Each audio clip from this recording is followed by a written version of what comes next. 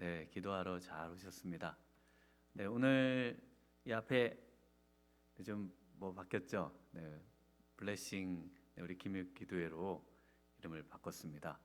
어, 이전에 혹시 금요기도회 주보에 뭐라고 나와 있는지 혹시 아세요? 네, 금요 영성기도회로 적혀 있어요. 어, 금요 영성기도회가 10년 전에 우리 정중남 목사님 계실 때 제가 이제 그때 유학 갔다가 이렇게 다시 와서 금요일에 그 이름을 좀 바꾸자고, 그래서 우리가 영성을 좀 회복하자고, 그래서 제가 제안을 드려가지고 영성 기도회로 바꿨습니다. 그리고 이제 어머니 기도회를 또 그때 한참 우리 많은 분들이 어머니 기도회를 또 수요일 중심으로 해서 기도회를 많이들 하셨었죠. 혹시 기억나는 분들도 계실 겁니다. 그런데 제가 기도하면서 이 기도회에 정말 우리 하나님의 놀라운 블레싱, 축복이 좀 가득하면 좋겠다, 이런 마음이 들어서 이 이름을 이렇게 한번 바꿔봤습니다. 네, 우리 옆에 계신 분들에게 우리 한번 정말 우리 기도회 가운데 하나님의 축복이 그냥 엄청나게 임하시기를 바랍니다. 우리 앞에 한번 옆에 계신 분 한번 인사할까요? 네. 네, 엄청나게 축복을 많이 받으시는 우리 성도님들 되시길 바랍니다. 네, 오늘 그 기도 말씀 제목이 바로 기도응답의 축복입니다. 그래서 기도응답의 축복인데, 제가 예전에 읽었던, 아마 많은 분들이 읽으셨을 거예요. 그 야베스의 기도라는 책, 한동안 너무 유행해가지고 그 중고등부 아이들 청소년을 위한 야베스 기도 책도 나오고, 심지어는 그 믿지 않는 사람들도 야베스의 기도의 책을 읽을 정도로 그렇게 한동안 유명했던 책이 있습니다. 저도 읽은 지 오래되긴 한데, 그 책에 그 기억이 나는 그 아주 재밌는 이야기 중에 하나가 있습니다. 그 책의 서두에 보면은 그 한 분이 그분이 천국에 가요. 그 가서 하나님이 자신에게 주려고 하시는 그 엄청난 그 선물을 봅니다. 그런데 한쪽에 그 엄청난 또 선물들이 쌓여 있는데 약간 폐기 처분된 선물들이 있는 거예요. 이 사람 이름마다 선물들이 들어 있는데, 저쪽에 한 곳에 이렇게 엄청난 선물이 쌓여 있는데, 그래서 저게 무슨 선물이냐고 그렇게 묻자 베드로였던 것 같습니다. 베드로가 저 선물들은 기도만 하고 하나님께 구해놓고 응답은 받지 못한, 그러니까 응답을 해서 그걸 받아가야 되는 거잖아요. 그러니까 우리가 기도라고 하는 것은 응답을 전제로 해서 기도를 하는 건데, 기도는 하고 받지는 못한, 그 응답받지 못한 선물들이 저기 지금 저렇게 지금 다 있다는 겁니다. 그래서 제가 그러면서 이제 그 야베스의 기도가 바로 그 하나님께 응답받는 어떤 그 기도의 내용들로 이렇게 좀 채워져 있어요. 그래서 우리의 기도에 있어서 제일 중요한 게 뭡니까? 응답받는 거죠. 응답을 안 받고 응답을 원하지 않고 하시는 분 계신가요? 응답은 그렇게 소중하지 않고 응답을 받으려고 뭘 하나님 도와주세요, 주세요 이렇게 하는 게 아니라 그냥 하는 겁니다. 한번 손 들어 보세요. 그런 분 있으신가? 없으시죠? 그러니까 응답을 전제로 하고 우리는 기도를 하는 겁니다. 기도는 응답을 받아야 기도죠. 그래서 응답받는 기도가 제일 중요한 겁니다. 오늘 그 느헤미야에게 있어서 기도의 어떤 사람 느헤미야가 정말 훌륭하고 또 우리에게 모범이 되고 이렇게 성경에 기록된 이유는 응답을 받는다는 겁니다. 여러분, 응답받는 은혜가 있기를 축원합니다. 응답을 받으셔야 돼요. 나는 응답 모르겠습니다. 저한테는 응답은 안 해주시는 것 같고 그냥 그래도 하나님 믿어야 천국 가니까 그냥 기도는 합니다. 이런 소극적인 마음을 오늘 이 밤에는 버리시고, 우리 하나님은 우리에게 놀라운 은혜와 은총과 축복을 주시기 위해서, 선물을 주시기 위해서 우리 예수님을 보내주셨습니다. 그래서 우리 예수님을 통해서 이 땅에서 하늘을 누리도록 하셨는데, 이 땅에서 하늘을 누리면서 산다고 하는 것의 가시적인 증거가 뭐냐? 기도의 응답이에요. 그래서 그 기도의 응답을 확신하고 기도의 응답을 받아 누리기 위해서 우리가 이 성경을 또 오늘 살피고, 그리고 오늘 함께 또 기도하면서 또 하나님의 응답을 정말 이렇게 많은 분들에게 또 간증도 하실 수 있는 그런 우리 성도님들이 되시면 좋겠습니다. 네, 오늘 이 1절 응답 받는 그 기도의 축복인데요. 우리 제목은 우리 1절을 먼저 한번 읽어 보겠습니다. 1절입니다. 아닥사스다 왕 제20년 니산월에 왕 앞에 포도주가 있기로 내가 그 포도주를 왕에게 드렸는데 이전에는 내가 왕 앞에서 수심이 없었더니. 네. 느헤미야의 그 기도의 요청은 딱 하나였죠. 바로 그 앞절에 보시면은 오늘 종이 형통하여 이 사람 앞에서 은혜를 입게 하옵소서. 여기서 이 사람이 누굽니까? 바로 이 2장 1절에 아닥사스다 왕이에요. 조금만 공부를 해보겠습니다. 이 아닥사스다 왕이 제20년 니산월은 1월입니다. 그런데 1장 1절에 보시면은 아닥사스다 왕 제20년 기슬월에 내가 수상궁에 있었는데, 그러면 아닥사스다 왕 20년 기슬월은 9월입니다. 그러면 9월에서 지금 1월의 이야기를 하고 있거든요. 성경을 읽으시다 보면은 이런 것 때문에 혼란을 또 겪으실 분들이 있어요. 그러면 9월이면 지금 1월의 이야기를 하고 있으면 9월 전에 있었던 걸 이야기하는 걸까요? 아니면은 세월이 흘러서 10월, 11월, 12월, 1월 이렇게 해서 1월이 된 걸까요? 기도를 했으니까 세월이 흘러서 1월이 됐겠죠. 그래서 4개월이 지나서 120일을 기도하고 기도 응답이 지금 일어나고 있는 건데, 그러면 연도가 바뀌어야 되잖아요. 그런데 아닥사스다 왕 제20년 1장 1절에는 기슬월 9월이고 2장 1절에는 아닥사스다 왕 제20년 니산월, 그러니까 20년 아닥사스다 왕 제위 20년 니산월 1월이에요. 그러면 연도가 안 바뀌잖아요, 지금. 그럼 성경이 잘못 기록됐거나 굉장히 뭐 이렇게 숫자에는 굉장히 취약한가 보다, 이런 생각을 하실 수 있거든요. 그런데 성경에는 왕의 그 연도를 표기할 때 두 가지 방식이 있어요. 그래서 특히 이제 열왕기 역대기를 읽으실 때 이 연도에 아주 예민한 분들은 그걸 이해해야만 이 성경을 잘 이해하실 수가 있거든요. 하나는 뭐냐면 즉위년 방식입니다. 즉위한 그 월을 기준으로 해서 한 바퀴 돌아야 즉위년 1년이 되는 거예요. 그 다음에 무즉위년 방식이 있습니다. 새 1월 1일이 되면은 그냥 연도를 바꿔요. 왕이 하듯이. 만약에 여기가 무즉위년 방식으로 되어 있으면 2장 1절은 아닥사스다 왕 제21년 니산월에 이렇게 되는 거예요. 그런데 지금 기록은 즉위년 방식으로 되어 있어서 언제 즉위했는지 월은 정확히 모릅니다. 그런데 만약에 기슬월이다 그러면 내년 기슬월이 돼야 21년으로 바뀌는 거예요. 이해하시겠죠? 네, 여기 좀 어렵지만 그렇게 이제 성경이, 그래서 이 연도에 그 차이가 좀 있어 보이나 그걸 맞춰 보면 다 맞는다. 네, 그걸 이제 확인시켜 드리려고 이런 이야기를 조금 드렸습니다. 네, 그래서 니산월은 1월이죠. 1월이에요. 1월에 왕 앞에 포도주가 있습니다.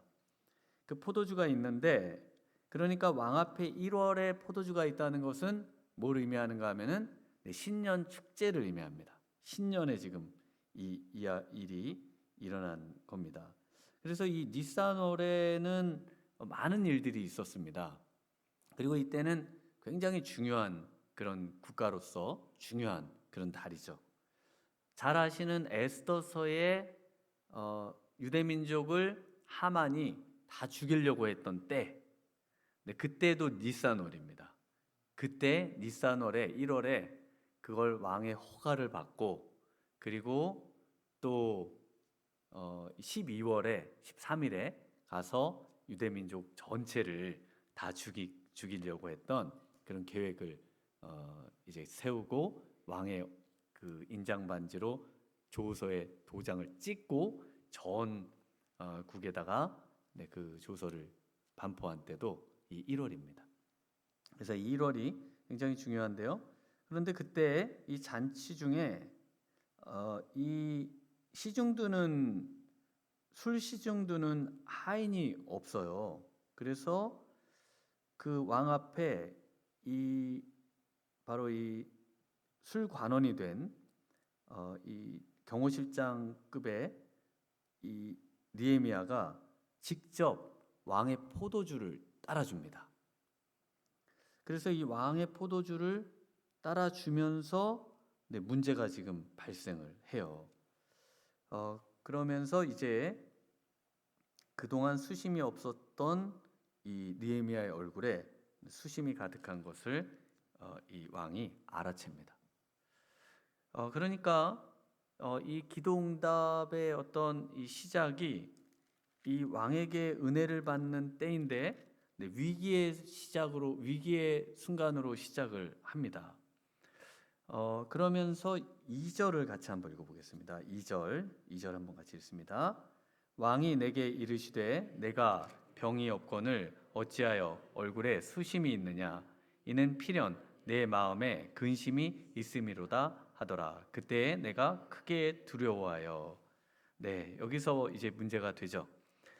이 왕이 지금 얼굴에 수심이 없었는데, 병도 없는 내가 왜 수심이 있느냐라고 묻습니다.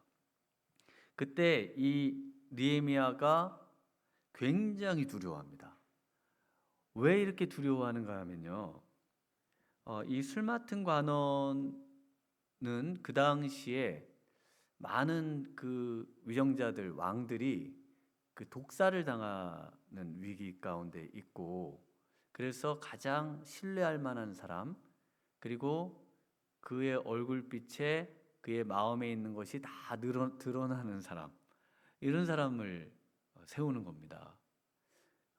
그래서 그 대표적인 이야기가 그 요셉이 꿈을 해몽해 줬던, 같은 감옥에 갇혀 있었던 그 술 맡은 관원과 또 떡 맡은 관원 이야기 아시죠? 근데 거기에 보면은 그 술 맡은 관원과 떡 맡은 관원이 문제를 일으킨 게 아니고, 거기서 시중을 들던 사람들이 문제를 일으켜요. 그런데 책임은 누가 집니까? 책임은 그 관원이, 그 대장이 그걸 지는 거죠.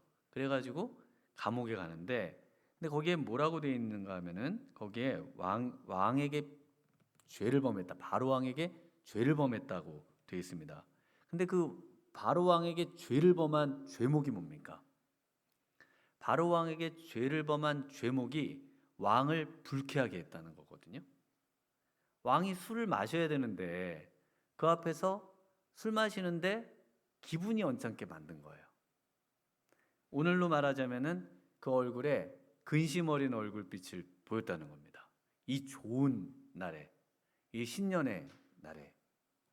그래서 잡혀가가지고 그 떡 맡은 관원은 죽고요, 술 맡은 관원은 이제 복직이 되는 그런 이야기가 이제 성경에 나오죠. 그런데 지금 오늘 본문에는 또 누구랑 같이 함께 있냐면 6절에 보면은 그때 왕후도 곁에 앉아 있었습니다. 왕후까지 대동한 왕후를 곁에 앉혀두는 거는 우리 에스더서를 보시면은 굉장히 이례적인 행동이고, 왕이 왕후와 대동하는 그 잔치는 정말 굉장한 잔치인 겁니다. 그런데 거기서 지금 수심을 보인 거예요. 그래서 이 감옥 갈 판이죠. 그리고 감옥에 가는 정도가 아니라 엄청난 정말 이 생명의 위기 가운데 있는 때입니다. 그런데 느헤미야가 지금 왕에게 이제 대답을 합니다. 우리 3절 같이 한번 읽어보겠습니다. 왕께 대답하되 왕은 만세수를 하옵소서. 내 조상들의 묘실이 있는 성읍이 이제까지 황폐하고 성문이 불탔사오니 내가 어찌 얼굴에 수심이 없사오리까 하니. 네, 그래서 이 기도응답 축복의 첫 번째는요, 네, 기도의 목적을 분명히 하는 겁니다. 지금 이 기도응답을 간절히 바랬던 이 느헤미야가 그 앞에 엄청난 위기를 겪고 두려워하는데요. 그런데 그 엄청난 위기를 오히려 하나님의 그 기도응답의 기회로 삼고 있습니다. 우리 인생의 기도응답은 엄청난 위기 가운데 찾아올 수 있다고 말씀하고 있어요. 우리는 위기가 다가오면 이 위기가 나를 망하게 하고 하나님의 기도의 응답은 이제 전혀 일어나지 않는 거구나 라고 생각하지만, 하나님은 오히려 반대로 그 위기 가운데 모든 지각을 흔들게 하고, 그리고 우리로 하여금 하나님이 역사하실 여지를 주시고, 그리고 그 역사를 기대하게 하고, 그 역사가 성취돼서 우리의 기도가 응답되도록 하시는 하나님의 축복의 선물이 위기라는 겁니다. 여러분 그렇게 믿으시길 바랍니다. 여러분 정말 위기 가운데 있다면 하나님께서 내 삶에 역사하시려고 하시는 하나님의 놀라운 은혜의 순간이다 라고 생각하시면서 오히려 더 하나님 앞에 나아오셔야 된다는 거예요. 느헤미야의 기도의 내용이 뭡니까? 느헤미야의 기도의 내용은 지금 앞에 2장 1장 11절에 보셨던 것처럼 오늘 종이 형통하여 이 사람 앞에서 은혜를 입게 하옵소서. 그래서 형통해서 뭐가 됐습니까? 왕의 술관원이 됐죠. 술관원이 되는 게 목적이 아니라는 거예요. 느헤미야에게 있어서 목적이 술관원이었으면 이 위기는 정말 큰 위기입니다. 이제 인생이 정말 이제 끝날 판이거든요. 그런데 느헤미야에게 있어서 그 기도는요, 성공하게 하고 형통하게 하는 것뿐만 아니라 이 사람 앞에서 은혜를 입는 겁니다. 은혜를 입어야 되는 이유가 그 앞에 계속 나오거든요. 지금 예루살렘 성이 회파됐고요. 유대 민족들이 전부 굉장히 어려운 형편에 지내는데, 그런데 하나님의 말씀을 생각하면서 하나님께서 이스라엘 백성들이 죄를 져서 전 세계로 흩어버리셨는데, 이제 하나님의 말씀의 계명을 믿고 순종하면은 하나님께서 다시 돌아오게 하실 하나님의 일을 이 느헤미야가 마음에 품고 지금 기도하고 있고, 기도 제목의 목적은 바로 여기에 있습니다. 흩어져 있던 민족이 돌아오는 거예요. 그래서 이 느헤미야가 지금부터 이제 뭐를 하는가 하면은 성벽을 쌓죠. 그럼 성벽을 다 쌓으면은 그냥 이제 그것으로 끝났잖아요.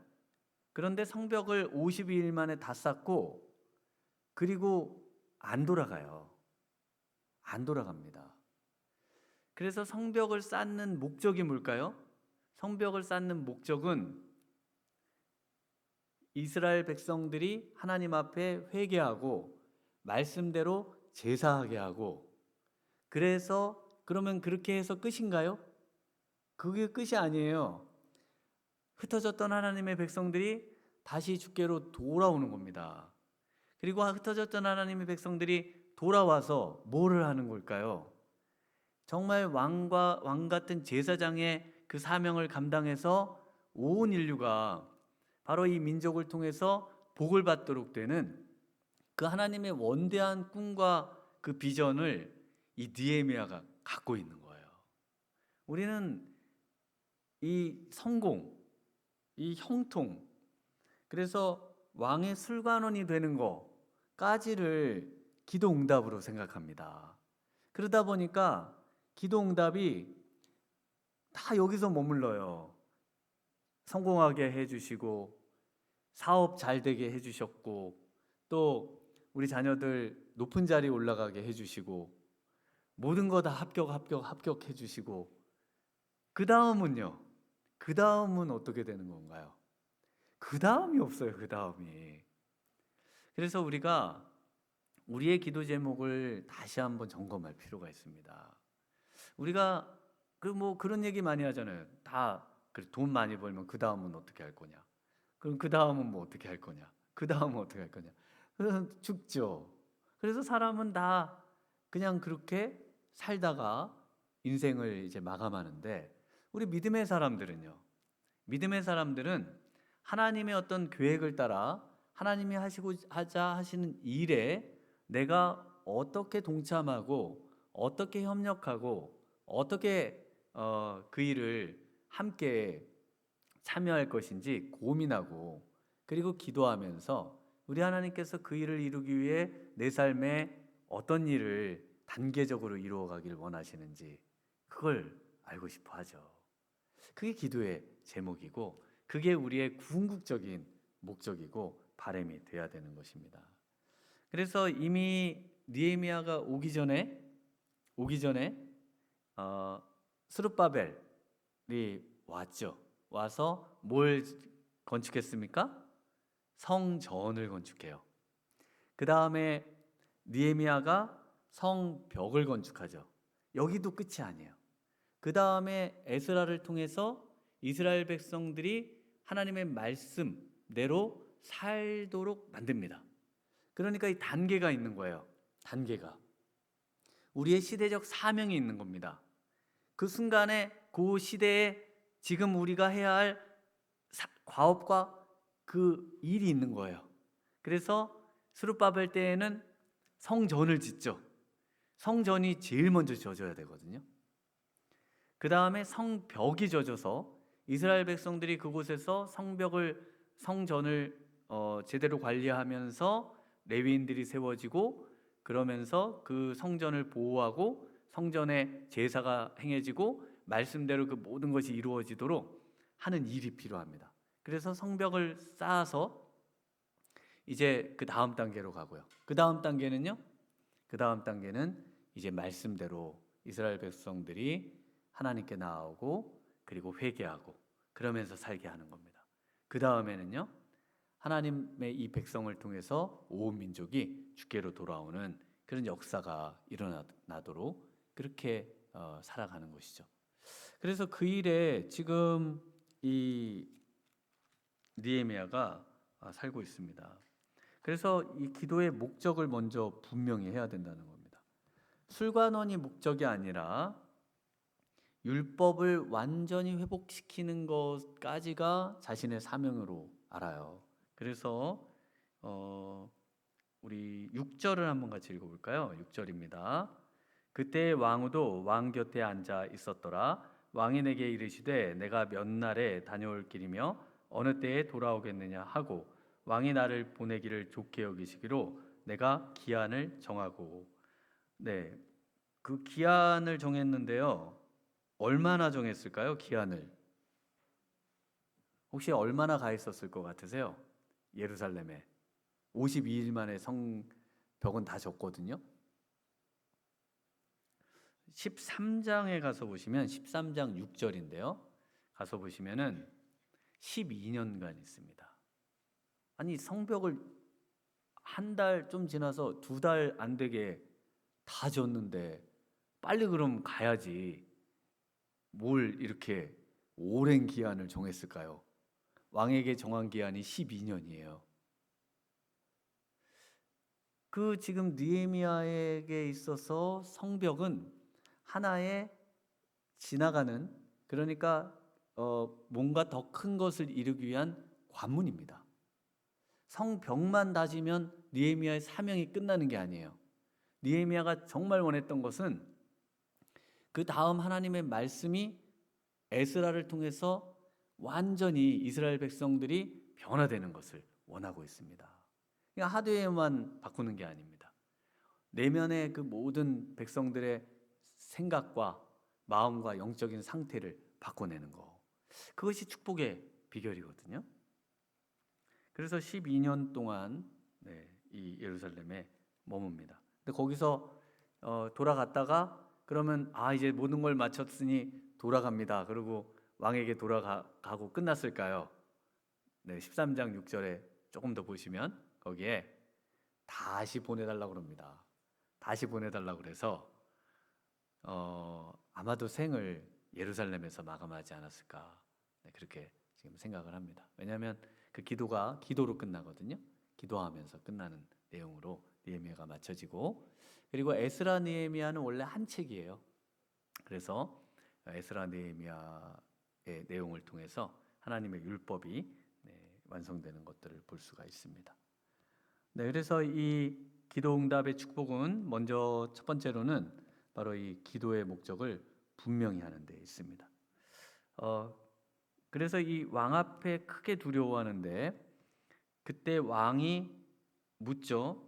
어찌하여 내 얼굴에 수심이 있느냐. 그러자 대답을 뭐라고 하냐면 3절에 이렇게 말합니다. 우리 3절 다시 한번 같이 읽겠습니다. 왕께 대답하되 왕의 만세수를 하옵소서. 내 조상들의 묘실이 있는 성읍이 이제까지 황폐하고 성문이 불탔사오니 내가 어찌 얼굴에 수심이 없사오리까 하니. 그러니까 뭐라고 대답하는가 하면은 어찌하여. 그래서 묻는 거를 그대로 대답합니다. 왕이 묻는 것에 그대로 대답해야 돼요. 왕이 묻는 토시 하나 틀리지 않고 너가 어찌하여, 그래서 어찌하여 얼굴이 수심이 있는 이유를 말합니다. 그 수심이 있는 이유가 뭐예요? 그 마음에 근심이 있는, 그래서 하나도 속이지 않고 솔직하게 그 마음에 있는 것을 이야기합니다. 그러면서 내 조상들의 묘실이 있는 성읍이 이제까지 황폐하고 성문이 불탔기 때문이다 라고 말하자 왕이 뭐라고 합니까? 우리 4절 또 읽어보겠습니다. 왕이 내게 이르시되 그러면 내가 무엇을 원하느냐 하시기로 내가 곧 하늘의 하나님께 묵도하고. 그래서 내가 무엇을 원하느냐. 바로 첫 번째, 왕이 이제 은혜를 베풀고 있습니다. 하나님께 기도했어요. 그동안 120일 동안 하나님께 계속 기도했습니다. 이분에게 은혜를 입어야 하나님의 역사에 또 하나님의 일하심에 또 기도 응답에 그 물꼬가 열리는데 이분에게 은혜를 입을 수 있는 기회를 주십시오. 그러면서 기도했는데 엄청난 위기로 찾아온 그것이 오히려 응답의 기회가 됐죠. 그러면서 왕이 이제 은혜를 베풉니다. 그러자 4절에 뭐라고 지금 무엇을 합니까? 내가 곧 하늘의 하나님께 묵도하고. 그래서 이 내가 곧 하늘의 하나님께 묵도하고, 이 짧은 기도죠. 이런 기도를 무슨 기도라고 하냐면 화살 기도라고 합니다. 화살 기도. 아주 정확하게 내가 원하는 그 한 가지를 위해서 그 짤막하게 화살을 날리듯이 날리는 기도. 그래서 많은 신앙의 분들이 그 짧은 순간에 기도로 나아가는 그 기도, 이것을 화살 기도라고 하는데요.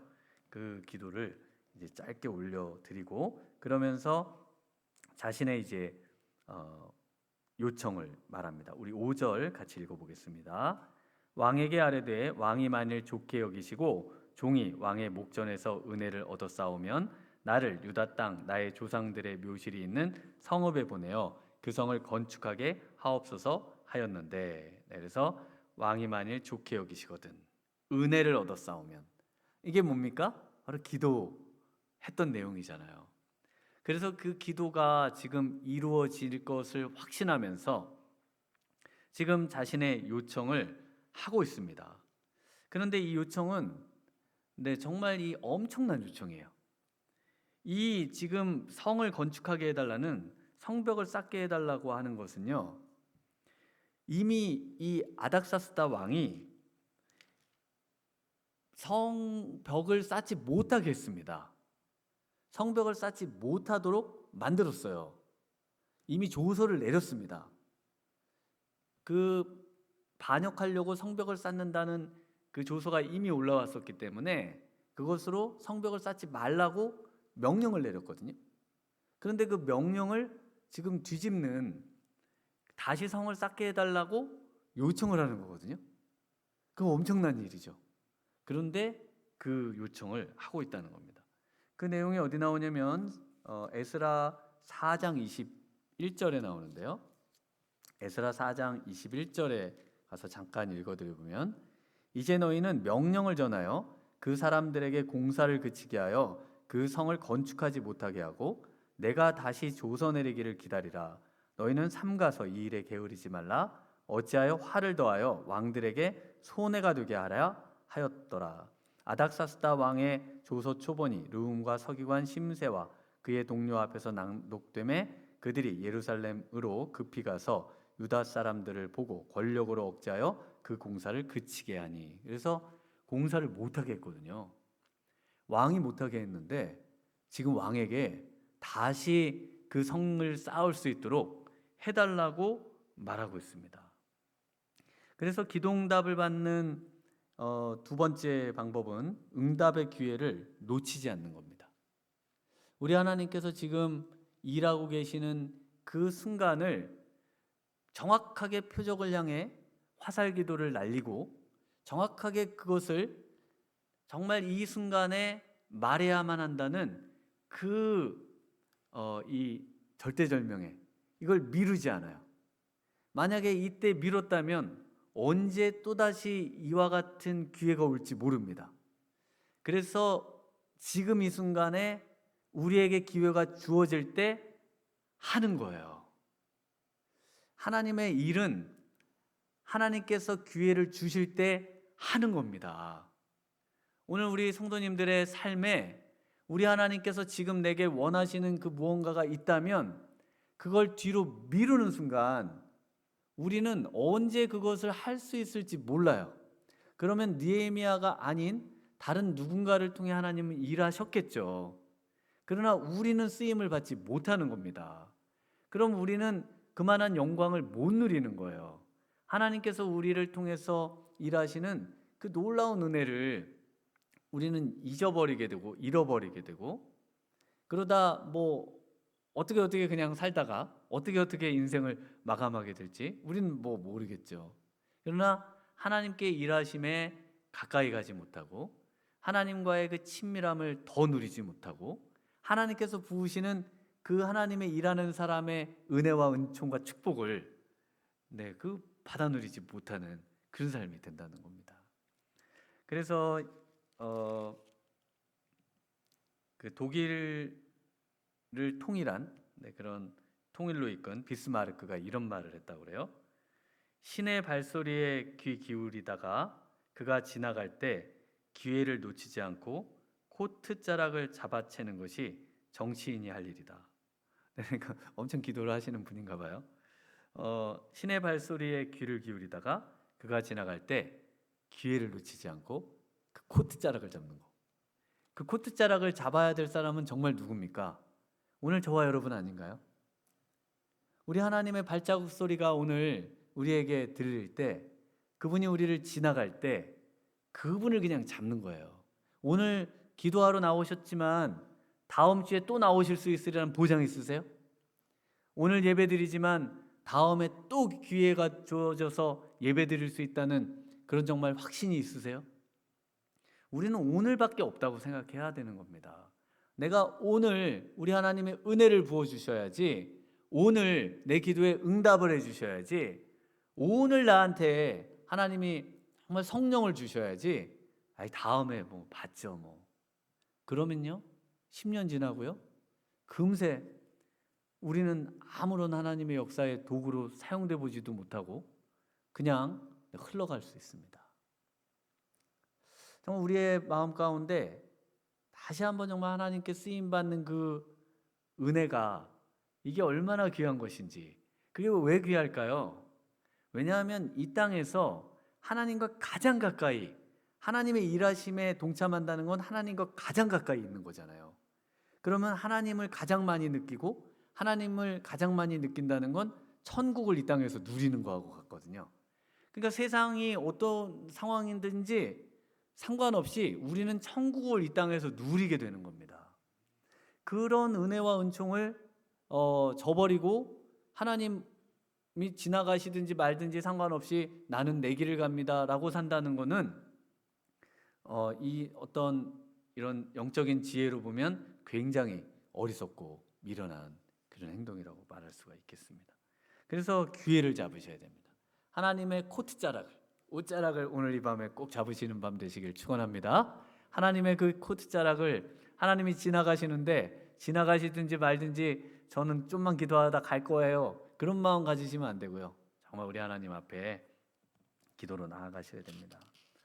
네, 이런 어떤 요청은 에스더서에 보면은 왕이 이미 조서를 내려서 이것은 변개치 못하는 이 철회할 수 없는 거라고 말을 하거든요. 왕이 말을 바꾼다는 거는 굉장히 힘든 일이거든요. 왜냐하면 그 당시 왕은 신과 같아요.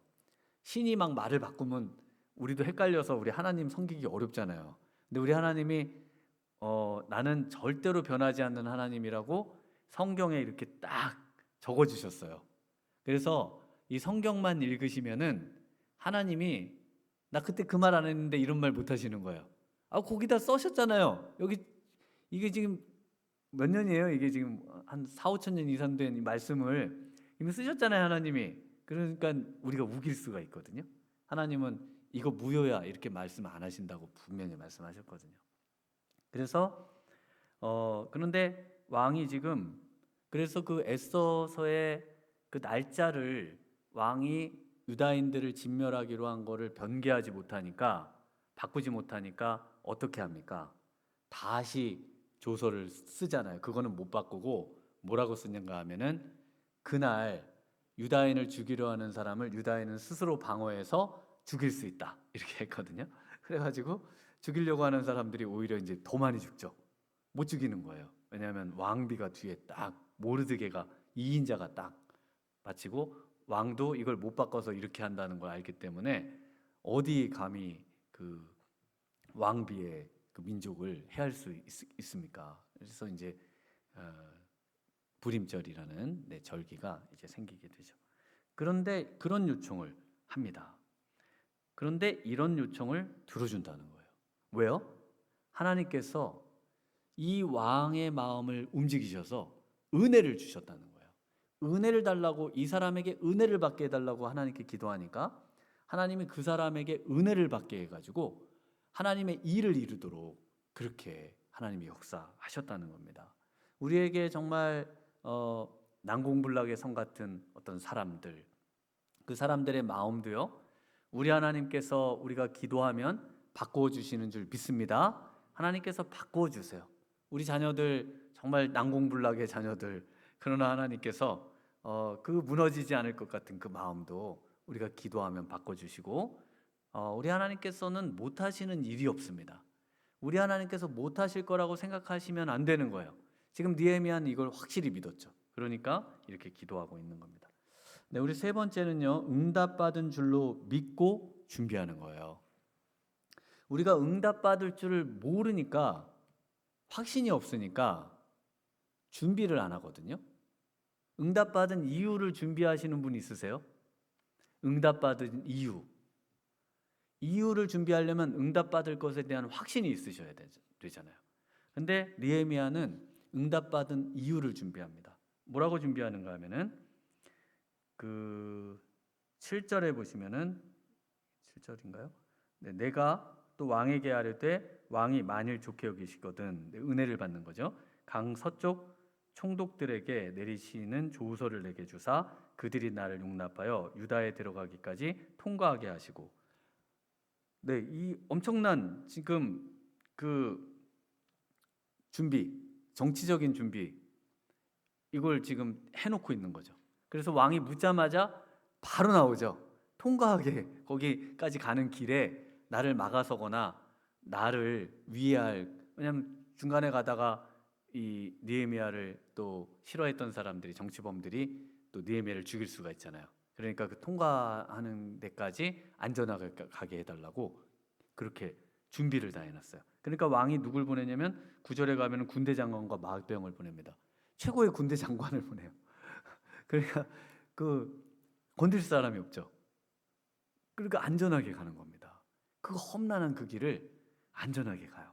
근데 그거를 이미 다 준비를 해놨다고요. 이미 기도 응답을 받을 줄 알고 다 준비해놨어요. 그런데 8절에 보면 더 놀라워요. 우리 8절을 한번 같이 읽어보겠습니다. 또 왕의 삼림감독 아삽에게 조서를 내리사 그가 성전에 속한 영문의 문과 성곽과 내가 들어갈 집을 위하여 들보로 쓸 제목을 내게 주게 하옵소서 하매 내 하나님의 선한 손이 나를 도우심으로 왕이 허락하고. 네, 역시 하나님의 은혜를 주셔서 그 아닥사스다 왕이 은혜를 지금 베풀고 있는 그 은혜의 구조, 은혜의 이 상관관계를 잘 보시면 됩니다. 우리가 기도하면 하나님이 그 사람의 마음을 움직여 주세요.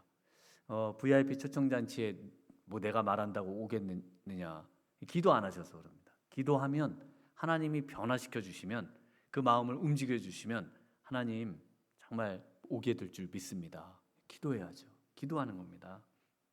근데 거기 보면은 성전에 속한 영문의 문, 그러니까 문, 나무로 된 건 다 불탔거든요. 그래서 지금 성곽에 들어갈 나무, 그 다음에 마지막으로 구하는 게 하나 더 있어요. 그게 뭘까요? 집을 위하여 들보로 쓸 제목입니다. 여기서 집은 누가 들어갈 집이에요? 성경에 써 있는데요. 네, 내가 들어갈 집이거든요. 느헤미야가 살 집입니다. 느헤미야는 잠깐 왔다가 가지 않아요. 12년이라는 긴 세월을 있다 갔지만 간 다음에 다시 보내달라고 그래요. 그래서 느헤미야는 예루살렘에서 아마 생을 마쳤을 가능성을 제가 말씀드린 이유도, 느헤미야는 이미 왕에게 너무나 충성스러운 사람이었습니다. 왕이 볼 때 이런 사람은 나를 배반할 리가 없다고 확신하는 사람이에요. 그렇지 않고 그 반역을 일으킬까 봐 막았던 그곳을 다시 어떻게 이렇게 성벽을 짓도록 해줍니까? 성을 쌓도록 해줍니까? 그리고 거기에 집 짓고 살라고 합니까? 반역 일으키면 어떡하라고. 그런데 그럴 사람이 아니거든요. 너무나 충성된 사람이거든요. 그런데 자기가 들어가서 살 집도 구합니다. 그러니까 이 기도의 응답을 이미 받은 줄로 알고, 기도가 이제 성취되면 나는 어떻게 살 건지 인생의 어떤 플랜이, 기도응답 받은 플랜이 다 있어요. 기도응답을 받는다는 전제 아래 모든 게 다 준비하고 있습니다. 기도응답을 받는 확신이 정말 이 밤에 있으셔야 준비하실 거 아니에요. 그게 없으니까 그냥 하나님 앞에 기도만 하고 하나님이 주시려고 하시는 그 모든 그 선물 보따리가 그냥 창고에 방치되어 있는 그런 상태가 아닌가, 우리 한번 생각을 해보셔야 된다는 겁니다. 오늘 정말 이 블레싱, 이 금요 기도회 가운데요, 하나님의 그 축복이 오늘 기도회 가운데 우리 성도님들에게 임하기를 축원합니다. 정말 우리 하나님의 그 은혜가 오늘 기도 가운데 하나님의 기도를 불신하고 하나님을 의심하고 하나님의 능력을 의심하고 하나님의 역사하심을 의심하고 기도의 능력을 의심하고, 기도해도 소용없지만 안 하기는 또 좀 뭐해서 기도한다는 그런 생각을 오늘 이 시간에는 무조건 버리시고요. 기도하면 하나님은 반드시 응답하시는데, 바로 그 화살을 쏘아 놓을 것 같은 그 기도의 그 초점, 우리 하나님의 뜻과 하나님의 나라에 부합하는 기도가 될 수 있도록, 그리고 그것이 우리에게 정말 단계적으로 쌓아 올라져가는 그 내 인생의 그 모든 역사를 우리 하나님께서 단계적으로 이루어 가시고, 또 오늘 이 시대에 나에게 주신 그 기도의 사명이 무엇인지, 이 땅에 살아갈 사명이 무엇인지, 이런 것들을 다시 한번 확인하면서요, 오늘 기도하셔서 큰 은혜와 또 축복을 받으시는 복된 기도의 시간 되시길 주님의 이름으로 축원합니다. 이 시간 우리 함께 찬양하고 또 기도하도록 하겠습니다. 나의 기도하는 것보다 더욱 응답하실 하나님, 이 찬양 함께 찬양하시겠는데요. 우리 하나님은 더욱 응답하시는 하나님이세요. 응답에 응답을 주시는 하나님이십니다. 우리가 생각하는 것보다 더 좋은 걸 주세요.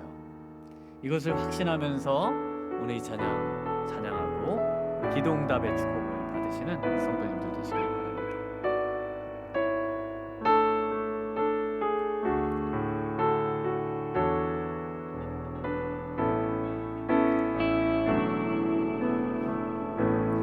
나의 기도하는 것보다 더욱 응답하신 하나님, 나의 생각하는 것보다 더욱 이루시는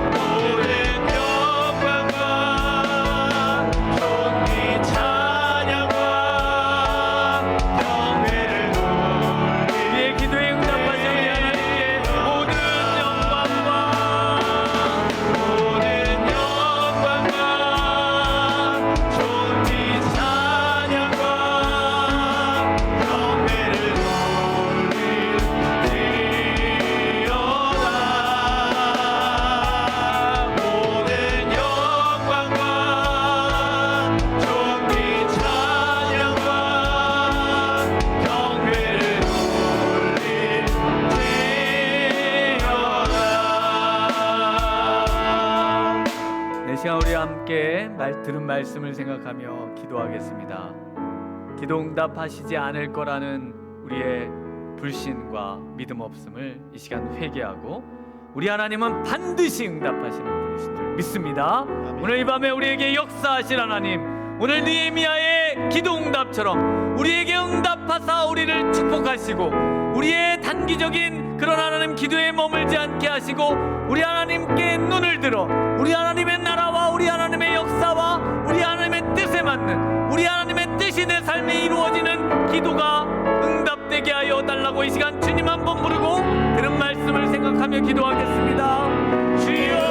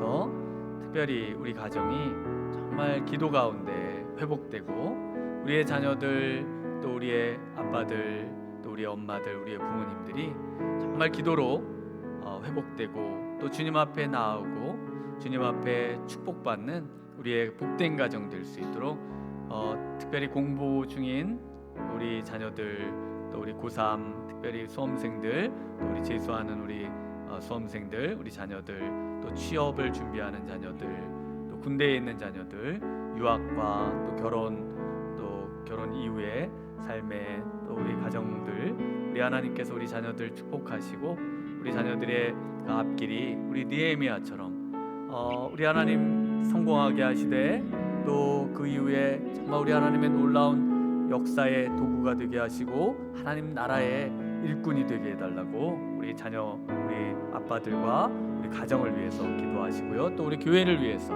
우리 VIP 초청잔치를 통해서 우리 교회가 다시 한번 영혼들 잃어버린 영혼들의 관심을 갖는 우리 하나님 아버지의 아픈 마음을 가지고 그 영혼들을 아픈 마음으로 바라볼 수 있는 우리 교회가 되고 우리 또 등록한 우리 모든 세신자분들이 교회에 정말 우리 하나님의 품 안에 잘 정착하고 또 신앙생활 하실 수 있도록 또 우리 구역장과 우리 구역 식구들 우리 하나님께서 특별히 은혜 주시고 구역마다 큰 은혜와 기도응답과 부흥을 허락하여 주시도록 우리 가정과 교회를 위해 우리 주님 한번 부르고 함께 기도합니다.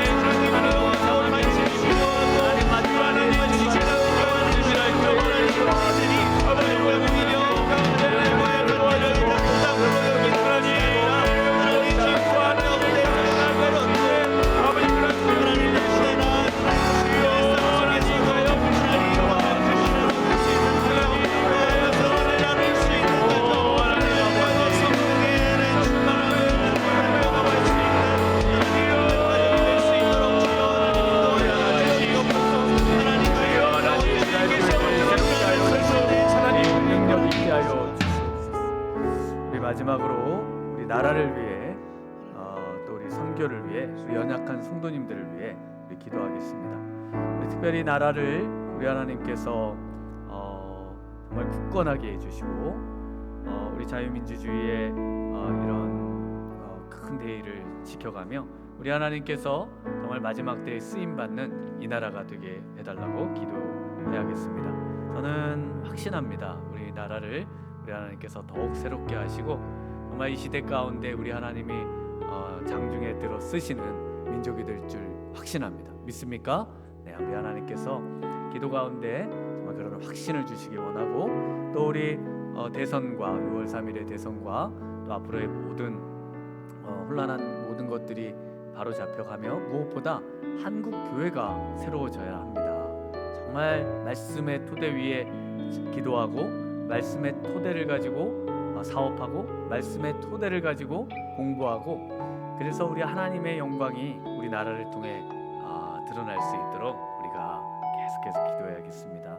또 우리 선교를 위해서 국내 선교와 해외 선교, 특별히 산불과 또 미얀마 대지진으로 참 어려운 가운데 있는 우리 세계 또 전쟁의 또 속에서 고통받는 또 우크라이나와 러시아와 또 가자지구와 또 이스라엘과 그 외에도 내전과 또 혼란 속에 있는 나라들이 너무 많습니다. 정말 우리 하나님께서 또한 북한을 긍휼히 여겨주시고, 악한 정권이 무너지고 속히 평화 통일에 또 신앙의 그런 놀라운 통일이 이루어질 수 있도록 위에서 기도해 주시고, 또 우리가 섬기는 작은 교회들, 백운강교회와 또 주특교회, 동문교회, 낮은 울타리교회, 서동행교회, 우리 하나님께서 붙드시고 또 우리 목사님들에게 힘 주시도록, 또 우리 연약한 성도님들 위해 기도합니다. 정말 우리 여러 가지 질병과 또 연약함으로 정말 애쓰시고 기도하며 또 낙심하지 않도록 심령을 붙드시고 강하고 담대하도록 우리 하나님께서 도우시고 치유의 광선을 발해 주시도록, 우리 이 시간에 우리 외에 기타 여러 기도 제목들을 가지고 우리 한번 주님 부르고 함께 기도하시다가 자유롭게 돌아가시죠.